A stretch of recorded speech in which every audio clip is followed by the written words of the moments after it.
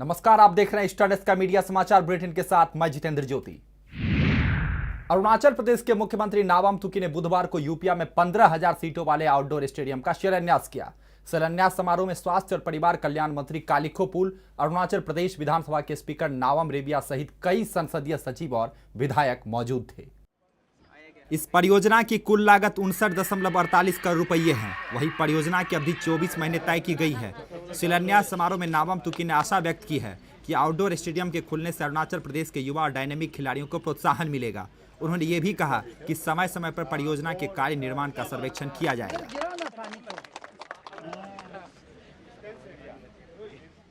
अरुणाचल प्रदेश में नामसाई को औपचारिक रूप से प्रदेश का 18वां जिला घोषित कर दिया गया है। प्रदेश के मुख्यमंत्री नाबम तुकी ने पोइपी माऊ उत्सव के दौरान ये घोषणा की। नाबम तुकी ने कहा कि नामसाई के लोगों के लिए बहुत खुशी का दिन है, क्योंकि उनका पुराना सपना पूरा हो गया है। उन्होंने ये भी कहा कि नामसाई को आदर्श जिला बनाने के लिए हमारी सरकार प्रतिबद्ध रहेगी। प्रधानमंत्री नरेंद्र मोदी 29 और 30 नवंबर को पूर्वोत्तर राज्य की यात्रा पर जाएंगे। यात्रा से पहले development of north eastern regional minister Jitendra Singh ने उम्मीद जताई है कि पीएम के वहां जाने से पूर्वोत्तर राज्य के विकास को गति मिलेगी। जितेंद्र सिंह ने कहा कि पूर्वोत्तर क्षेत्र का विकास हमारी प्राथमिकता है। उन्होंने बताया कि प्रधानमंत्री नरेंद्र मोदी भी पूर्वोत्तर के विकास के लिए प्रतिबद्ध हैं। इसलिए मोदी डोनर विभाग द्वारा नॉर्थ ईस्ट विकास और कल्याण के लिए बनाई जा रही परियोजनाएं का मार्गदर्शन करते हैं। डोनर मंत्री के मुताबिक उनका फोकस सबसे पहले ढांचागत विकास को बढ़ाना है, साथ ही संस्कृति और सामाजिक विकास पर भी बल देना है। अस्थायी रूप से निलंबित मुक्केबाज सरिता देवी को मास्टर ब्लास्टर सचिन तेंदुलकर का पूरा सहयोग मिल रहा है। सचिन तेंदुलकर ने बुधवार को खेल मंत्री सर्बानंद सोनोवाल से मुलाकात कर सरिता देवी पर लगने वाले संभावित प्रतिबंध को लेकर उनसे चर्चा की। सचिन ने खेल मंत्री से इस मसले पर उचित कदम उठाने की मांग की है। सचिन की मांग पर सर्बानंद सोनोवाल ने भी उन्हें आश्वासन दिया कि वो आइबा से सरिता देवी के प्रति नरम रुख अपनाने की अपील करेंगे। वहीं उन्होंने कहा कि पूरा देश और खेल मंत्रालय सरिता देवी के साथ है। आपको बता दें कि सचिन तेंदुलकर ने खेल मंत्री सर्बानंद सोनोवाल को 15 नवंबर को भी इस संबंध में पत्र लिखा था और सरिता देवी के हक में कदम उठाने का अनुरोध किया था। अरुणाचल प्रदेश के पासीघाट में मंगलवार और बुधवार को भारतीय वायुसेना की भर्ती के लिए कैंप लगाया गया। कैंप में 205 उम्मीदवारों ने हिस्सा लिया था, जिसमें से केवल 35 उम्मीदवार ही लिखित परीक्षा में पास हो सके। कैंप का आयोजन 11 एयरमैन सिलेक्शन सेंटर गुवाहाटी के विंग कमांडर पुष्पेंद्र सिंह ने ईस्ट सियांग की डिप्टी कमिश्नर निधि श्रीवास्तव के सहयोग से किया था। कैंप में एयर कमांडर HK धीमान भी उपस्थित थे। भारतीय वायुसेना अपना अगला भर्ती अभियान 15 फरवरी 2015 को गुवाहाटी में चलाएगा। नौजवानों के लिए मैसेज है कि जो उनमें शक्ति है वो देश की सुरक्षा के लिए, अपने समाज की उन्नति के लिए वो लगाएं। और आज हमने जिस तरह से हमारी वायुसेना का प्रदर्शन देखा, उससे उन्हें प्रोत्साहन मिलेगा और प्रेरणा मिलेगी। अरुणाचल प्रदेश के जुलांग स्थित सेंट्रल जेल में बुधवार को कैदियों के लिए एड्स जागरूकता कैंप का आयोजन किया गया। कैंप का आयोजन Arunachal Pradesh AIDS control society द्वारा किया गया था। कैंप में कुल 151 कैदियों ने भाग लिया था, जिनमें 6 महिलाएं भी शामिल थी। IGP सत्येंद्र गर्ग ने कहा कि HIV संक्रमण पर जेल में कैदियों को शिक्षित करना राष्ट्रव्यापी पहल का हिस्सा है। स्वास्थ्य सेवा के उपनिदेशक डॉक्टर A बोरांग ने बताया कि 2 काउंसलर और प्रयोगशाला तकनीशियनों को कैंप में सेवा के लिए लगाया गया था। देखिए, जैसा आपको पता है कि एड्स एक ऐसी बीमारी है जिसका कि अभी तक भी मेडिकली ये क्लेम किया जाता है कि कोई इलाज नहीं है। तो उसके लिए भारत सरकार, स्टेट गवर्नमेंट और हमारा जो नेशनल एड कंट्रोल ऑर्गेनाइजेशन और state control AIDS control organisation है, इनको इन्वॉल्व करके जो रिस्ट्रिक्टेड एरिया है उसमें हम ये एक इनिशिएटिव लेना चाहते थे कि यहाँ पे काउंसलिंग हो, सबसे पहले एड्स के बारे में अवेयरनेस हो, एड्स और HIV के बारे में, और उसके बाद जो वॉलंटियर करता है उसके लिए टेस्टिंग भी हो।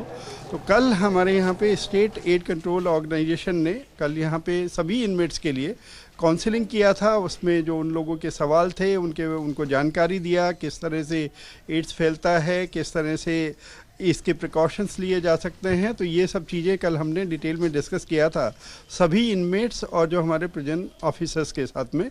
उसके बाद में जब हमने उनसे पूछा कि कितने लोग इसका टेस्टिंग कराना चाहते हैं, तो सभी व्यक्ति यहाँ पे जो भी जेल ऑफिशियल्स हैं और जो जेल इनमेट्स हैं, उन्होंने इंटरेस्ट दिखाया और उसको एक तरह से मैंने अपना पर्सनली इनिशिएटिव इस तरह लिया कि सबसे पहले मैंने अपने आप को वॉलंटियर किया कि इस टेस्टिंग को हम भी कराना चाहते हैं। तो उसका रिज़ल्ट ये हुआ कि आज हमारे जो डिप्टी डायरेक्टर साहब आए हैं और उनकी निगरानी में ये पूरा कैंप, टेस्टिंग कैंप और काउंसलिंग कैंप हो रहा है। और उसमें हमारे, जैसा कि आप लोगों ने देखा कि इतने सभी इनमेट्स का इतना इंटरेस्ट है इस टेस्टिंग के बारे में।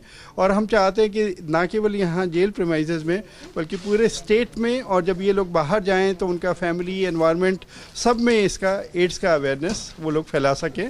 ये इसके पीछे इसका मकसद था। Satindra Gak sir, we are conducting counseling and testing to the inmates. This is initiated basically by the IGP sir, and we are following his coordination. So we brought our mobile ICTC team along with the 2 counselors, 2 lab technicians and myself. Here we are doing counseling and testing HIV to all the inmates in the central Julang, and all their identity and positivity will be kept in secret. It's a confidential. So if anybody come positive, that situation we will follow up and go for the CD4 testing for the lifelong ART medication. So this is an important part of humanity. We should know our status of HIV. HIV is, you can say, carrier disease. But we should know our status. I, on behalf of AIDS Control Society, Director of Health Services, I request all in one to have their HIV status to be known by them, sir. Thank you very much. तो inmates का health status आप लोग देखें, इतना लंबा line लगाया है, सबका चेहरा खिला हुआ था, स्किन ग्लो कर रहे थे। तो इसका मतलब है उनका खाना पीना ठीक है। आप यहाँ हमारा किचन गार्डन देखिए, पूरा ग्रीनरी है। तो सब काम करते हैं, कमाते हैं और खाना पीना सब बिल्कुल बढ़िया है, ठीक है। इसलिए तो वो लोग खुश है, खुश हो के आता है, चेहरा ग्लो कर रहा है, स्किन ग्लो हो रहा है, मतलब वो लोग खुश है, ठीक है। तो हेल्थ वाइज में और खाने पीने को लेके, सैनिटेशन को लेके हमारा डिस्ट्रिक्ट जलजूली में सब कुछ ठीक है। मणिपुर में 21 नवंबर से 10 दिनों तक चलने वाले संगाई फेस्टिवल की शुरुआत हो गई है।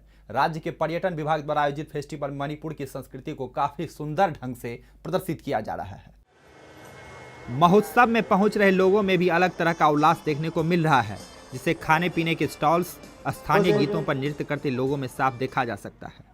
महोत्सव के जरिए कला और संस्कृति, स्थानीय खेलों के साथ ही मणिपुर की प्राकृतिक सुंदरता को प्रदर्शित करने की कोशिश की गई है।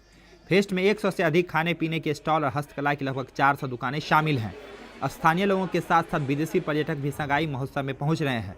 फेस्ट में लोगों के मनोरंजन के लिए सांस्कृतिक कार्यक्रमों के साथ साथ खेल, एडवेंचर्स एक्टिविटीज़ और बैंड का भी इंतजाम किया गया है।